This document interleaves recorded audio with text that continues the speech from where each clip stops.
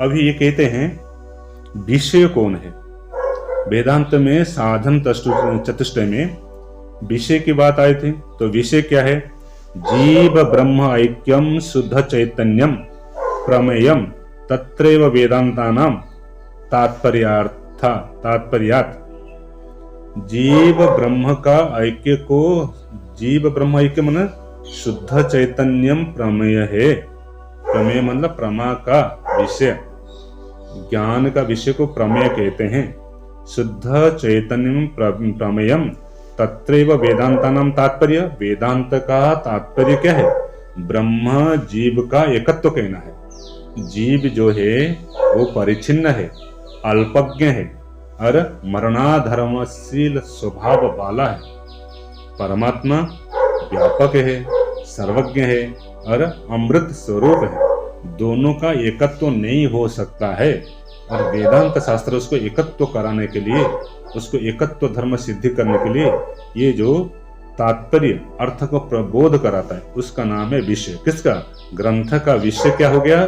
जे ब्रह्म जीव एकता का बोध कराने के लिए जो प्रतिपाद, जो अर्थ मन है जिसको प्रतिपाद किया जाता है ग्रंथ में, वही ग्रंथ का विषय भी है, वही वेदांत का भी विषय है। ये समझ है? तो वेदांत का विषय आप याद रखना, जीव ब्रह्म ऐक्यम। तो क्यों? क्योंकि शुद्ध चैतन्य है, वो प्रमेय है।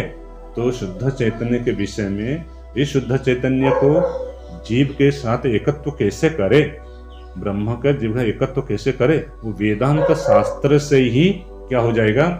प्रतिपादित होगा। तो उससे प्रमाण से ही सिद्ध होगा, कल मन से बैठ करके कल्पित से नहीं होगा। तो इसीलिए ये ग्रंथ का पहले अधिकारी का वर्णन हुआ, अभी विषय का वर्णन है। संबंधस्तु, संबंध क्या है? देखो ग्रंथ में संबंध होता है, जैसे पिता पुत्र संबंध, पति पत्नी संबंध। तो संबंध में क्या होता है? दोनों में संबंध को विचार करते भाई संबंध क्या हो गया। तो अभी ये संबंध कहते हैं, देखो ये संबंध क्या है? तद ऐक्य प्रमेयस्य तत् प्रतिपादिक उपनिषद प्रमाणस्य च बोध्य बोधक भाव। कल बताया था जे जीव ब्रह्म की एकता रूपी जो विषय है प्रमेय, जीव ब्रह्म की एकता रूपी मतलब विषय मतलब प्रमेय है। और उससे प्रतिपादक जो वाक्य, देखो वाक्य से ही ज्ञान होगा, वाक्य हो गया प्रमाण। जीव ब्रह्म की ऐक्य का प्रतिपादक करने वाला कौन? वाक्य। वाक्य मतलब उपनिषद वाक्य। जीव और ब्रह्म की एकता रूपी जो विषय है, उस विषय को, उसको प्रतिपादक जो वाक्य, प्रतिपादक मतलब प्रतिपादन करने वाला। जैसे आप प्रतिपादक हो गया, प्रतिपादन करने वाला, भाई हम प्रतिपादक करेंगे। तो जीव ब्रह्म का जो एकता रूपी जो विषय है और उसके प्रतिपादक मतलब जो वाक्य है, प्रमाण है, उसका बोध्य बोधक भाव संबंध। बोध्य और बोधक भाव, बोध्य मतलब ज्ञान, बोधक मतलब बोध कराने वाला। ये जो संबंध है उसको कहते हैं जे संबंध। किसका? ग्रंथ का संबंध क्या है बोलते हैं। संबंध मतलब आपका और मेरा संबंध क्या पूछेंगे, भाई संबंध क्या है, इनका क्या संबंध है? तो संबंध कहेंगे। तो यहाँ संबंध क्या है? बोध, बोध्य और बोधक, बोध कराने वाला और बोध जो होता है, बुद्ध बोधक, बुद्ध बोधक भाव। तो जीव ब्रह्म का एकता प्रमेय जो विषय हो गया बुद्ध, जीव ब्रह्म का एकता रूपी जो विषय हो गया बुद्ध, उस बोध्य को बोध करने वाला क्या है? उपनिषद वाक्य प्रमाण, उसको बोध करने वाला उसको कहते हैं। और दूसरा अर्थ में ऐसा समझ सकते हैं प्रतिपाद्य प्रतिपादक। जो प्रतिपाद्य और प्रतिपादक, प्रतिपाद्य हो गया जीव ब्रह्म का एकता रूपी जो विषय है हो गया प्रतिपाद्य, प्रतिपादक हो गया उसमें जो वाक्य प्रमाण, तो उसके प्रतिपादक जो वाक्य प्रमाण है उसको कहते हैं प्रतिपाद्य प्रतिपादक। बोध्य बोधक भाव जो है इसलिए जीव ब्रह्म का एक बोध्य है और उसका प्रतिपादक जो ज्ञान है तत्वमसि वाक्य। देखो जीव ब्रह्म का एक हो गया बोध्य और उसको प्रतिपादक करने वाला कौन है? तत्वमसि वाक्य। तत्वमसि आदि जो वाक्य है हो गया प्रतिपादक। प्रतिपादक का मतलब उस वाक्य से बोध होगा जीव ब्रह्म एकत्व है, वो प्रमाण हो गया। कौन? वाक्य। तत्वमसि यदि जो वाक्य है ये हो गया प्रतिपादक। प्रतिपादक कौन हो गया? प्रतिपादन करने वाला, मतलब तत्वमसि यदि वाक्य। तत्वमसि यदि जो महावाक्य है वो वाक्य बोधक है। किसके लिए? जीव ब्रह्म का ऐक्य का बोध्य के लिए। जीव ब्रह्म का ऐक्य का ज्ञान हो, बोध्य हो, उसको कहते हैं बोध्य। और वाक्य हो गया, वाक्य प्रमाण कौन हो गया? तत्वमसि यदि महावाक्य प्रमाण है, अभी आया था। उस महावाक्य प्रमाण से बोध होगा, तो एक हो गया तत्वमसि यदि महावाक्य का हो गया बोधक, बोध कराने वाला।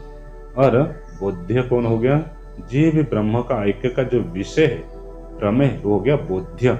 इसको कहते हैं बोध्य बोधक भाव संबंध। समझे? संबंध दोनों में होना चाहिए नहीं तो संबंध नहीं होगा तो क्या करेंगे? दोनों में संबंध होगा तभी तो उसको ये करेंगे, संबंध बना करके देखेंगे ग्रंथ का। ये संबंध किसका किसके साथ है? जो ग्रंथ में जो विषय है उस विषय को समझाने के लिए जो प्रमाण है उपनिषद वाक्य, हो गया बोधक। और ग्रंथ का जो विषय कौन है? जीव ब्रह्म का एकत्व। ये ग्रंथ का भी विषय है, नहीं, ग्रंथ का जो संबंध है ये वेदांत में भी यही संबंध है। 4 संबंध आया था, अधिकारी, विषय और संबंध। अभी कहेंगे प्रयोजन। अच्छा, प्रयोजन क्या है? प्रयोजनम तो तद ऐक्य प्रमेयगत अज्ञान निवृत्ति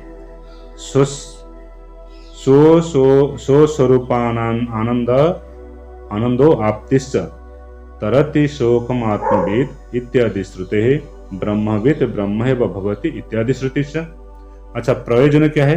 प्रयोजन हो गया तद ऐक्य। ऐक्य किसका है? जे आत्मगत अज्ञान और उसका अज्ञान जन्य सकल प्रपंच का निवृत्ति। जो अज्ञान है और अज्ञान से उत्पन्न सारे जो सकल प्रपंच, दृश्य प्रपंच, उसका निवृत्ति। तो अज्ञान का निवृत्ति, आत्मज्ञान का प्राप्ति, अखंड आनंद की प्राप्ति, ये वेदांत शास्त्र का प्रयोजन है। प्रयोजन मतलब विषय, प्रयोजन विषय नहीं, प्रयोजन मतलब अर्थ। बस किस प्रयोजन के लिए? इसका प्रयोजन क्या है? प्रयोजन है, अब प्रयोजन समझेंगे तभी तो भाई आप चलो, हम क्या देंगे, हम मेरा प्रयोजन क्या है पूछेंगे। यदि आप अपना प्रयोजन का ज्ञान होता है तभी व्यक्ति प्रवृत्ति होता है। जब तक आपका विषय और प्रयोजन दोनों निश्चय नहीं होगा, व्यक्ति कहीं प्रवृत्ति नहीं होता है। लोग की देखो, भाई आप चलना हुआ, मैं क्यों चलूँ? जैसे लोग कहते रैली में चलो, क्या बनना है? थोड़ा तेल भर देना, नहीं तो थोड़ा ये कर देना। तो इसीलिए प्रयोजन है, उनको स्वार्थ बुद्धि दिखाई देता है तभी चलते हैं। जहाँ स्वार्थ बुद्धि होता है वहां प्रयोजन दिखाई देता है।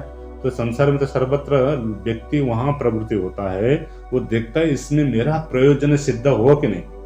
चलो मेरा तो विषय है लेकिन उसमें मेरा प्रयोजन भी है कि नहीं। तो प्रयोजन यदि होगा तभी व्यक्ति प्रवृत्ति होगा। तो शास्त्र भी कहते देखो, यदि प्रयोजन क्या है? प्रयोजन यही है कि आत्मगत अज्ञान की निवृत्ति और ब्रह्म ज्ञान की प्राप्ति। वो क्या है? अखंड आनंद जो स्वरूप है उसका प्राप्ति हो जाएगा। इस वेदांत शास्त्र का प्रयोजन यही है। इस बात को उपनिषद आदि में आगे कहेंगे। तरति शोकम आत्मविद, ये नारद और सनत कुमार का संवाद है। तरति शोकम आत्मविद मतलब वो नारद जी कहेंगे सनत कुमार को, जे मैंने सुना हूं जिनको आत्मज्ञान हो जाता है उनको दुख नहीं होता। तो मेरे को दुख हो रहा है तो मेरे को ज्ञान नहीं है, काम सिद्धि बात है, इसमें छुपाना क्या है। तरति शोकम आत्मविद, लोगों को दुख होता है, लोग सोचते हैं ऊपर से हंसते हैं, लोग दुख तो है ही है, दुख को सच मानोगे तो उसका निवारण करोगे। तरति शोकम आत्मविद, जे नारद जी कहते मैंने सुना हूं कि संसार में जिनको ज्ञान हो जाता है उनको दुख नहीं होता, वो दुख के सागर को पार कर लेते हैं। लेकिन मेरे को दुख हो रहा है, इसका अर्थ क्या है? मेरे को ज्ञान नहीं है। ये सनत कुमार जी को प्रश्न करते हैं छंदोग्य उपनिषद में। तो बोले, फिर पूछे क्या क्या पढ़े? बोले मैं सब पढ़ा हूँ, संसार में कोई ऐसा विद्या नहीं है जो नारद जी नहीं पढ़े। वो भी आएगा उनका जो वो छंदोग्य आपको बताऊंगा, इतने वो पढ़े विद्या, सारे विद्या उनको याद है। फिर बोले फिर भी बोले मैं सब पढ़ लिया, फिर भी मेरे को दुख हो रहा है। तो तरति शोकम आत्मविद मतलब नारद जी कहते आत्मज्ञानी शोक को पार कर लेता है। लेकिन शोक को पार कर लेता, मेरे को तो शोक हो रहा है, मैं तो पार नहीं कर पाया। ब्रह्मविद ब्रह्मैव भवति, ये उपनिषद वाक्य है, जो ब्रह्म को जानने वाला ब्रह्म हो जाता है इत्यादि श्रुति से प्रमाण है। अच्छा, थोड़ा सा इसको मैं बता देता हूँ, आप लोग शायद अभी जाने वाले हैं। अयम अधिकारी जन्म जनन मरणादि संसार अनल अनल तप्तो दीप्त शीरा जलराशि इव उपहार पाणी श्रुत्रियम ब्रह्मनिष्ठम गुरुम उपसृत्यम तम अनुसरति समिति पाणी श्रुत्यम ब्रह्मनिष्ठम इत्यादि श्रुते स परम कृपया अध्यारोपवाद न्यायेन ऐनम उपदिश्यति तस्मै स विद्वान उपसन्नाय रहा इत्यादि श्रुति। इसमें श्रुति का बहुत अर्थ है। अब ये कहेंगे, देखो ये कहते हैं अयम अधिकारी। अयम अधिकारी मतलब जो पूर्व में जो अधिकारी विषय कहा गया है, जनन मरण आदि संसार अनल तप्त, वो जन्म मरण आदि राग द्वेष आदि सांसारिक कष्ट से पीड़ित होने के कारण ये रोग है। जन्म मरण आदि संसार अनल तप्त मतलब अग्नि से जो भयानक गर्मी में जैसे अत्यंत पीड़ित मनुष्य क्या होता है, व्याकुलता शांत करने के लिए जैसे गंगा जी में छलांग लगाते हैं, गला में जैसे स्नान करते हैं, ठंड भी जगह अत्यंत गर्मी हो, राजस्थान में गए कभी गर्मी के दिन, कभी जाके देखो लगता है कि यही लोग कैसे रहते हैं, भगवान जैसे लगता है कि वहां जल जाएगा इंसान, लेकिन उनको कुछ नहीं होता, उनको तो अभ्यास हो गया है। हम कभी कभी जाते तो हमको लगता है कि भाई घर से रूम से निकलना नहीं, 10 बजे से लेकर के 5 बजे तक वहाँ पूरा ऐसा गर्मी होता है, लेकिन उनको कुछ नहीं होता। और फिर रात्रि को ठंडी हो जाती है, बहुत ठंडी हो जाती है। कभी कभी मैंने देखा रात्रि को इतना ठंडी हो जाता है तो वहाँ ये ठंडी के समय में कंबल ओढ़ना पड़ता है, और दिन में अत्यंत गर्मी। तो इसका तो क्या कहते हैं, यह कहते हैं जे दीप्त शीरा, शीरा मतलब जलराशि निव उपहार पानी सूत्रियम। यदि अत्यंत गर्मी है उसको शांत करने के लिए क्या होना चाहिए, जल में डुबकी लगाने से शांत होता है। इसी प्रकार उपहार पानी ये कहते हैं, जे मनुष्य अपने व्याकुलता को शांत करने के लिए जलाशय के पास चले जाता है और वहां जाकर के ये करता है, ठंडी प्राप्त करता है। इसी प्रकार वेदांत विद्या में अत्यंत विशिष्ट ये कहते हैं श्रोत्रियम ब्रह्मनिष्ठम गुरुम उपसृत्य तम अनुसरति। कहाँ जाएगा गुरुकुल में पढ़ने के लिए, जहाँ श्रोत्रिय ब्रह्मनिष्ठ, श्रोत्रिय शब्द का अर्थ है जे जिन्होंने ब्रह्म शास्त्रादि श्रवण किया है उसको श्रोत्रिय कहते हैं। ये उपन पाणिनि में व्याकरण सूत्र में श्रोत्रिय शब्द बनता है। तो श्रुति का श्रवण करते श्रोत्रिय ब्रह्मनिष्ठ, ब्रह्म में ही निष्ठ होना चाहिए, अन्य निष्ठ होना नहीं चाहिए। तो ब्रह्मनिष्ठ शब्द का अर्थ है जिसका जहाँ निष्ठा है, कोई जप निष्ठ है, कोई कर्म निष्ठ है, कोई योग निष्ठ है, कोई निद्रा निष्ठ है, कोई खाने का निष्ठ है, कोई घूमने का निष्ठ है। इनका निष्ठ क्या है, ब्रह्मणि निष्ठ।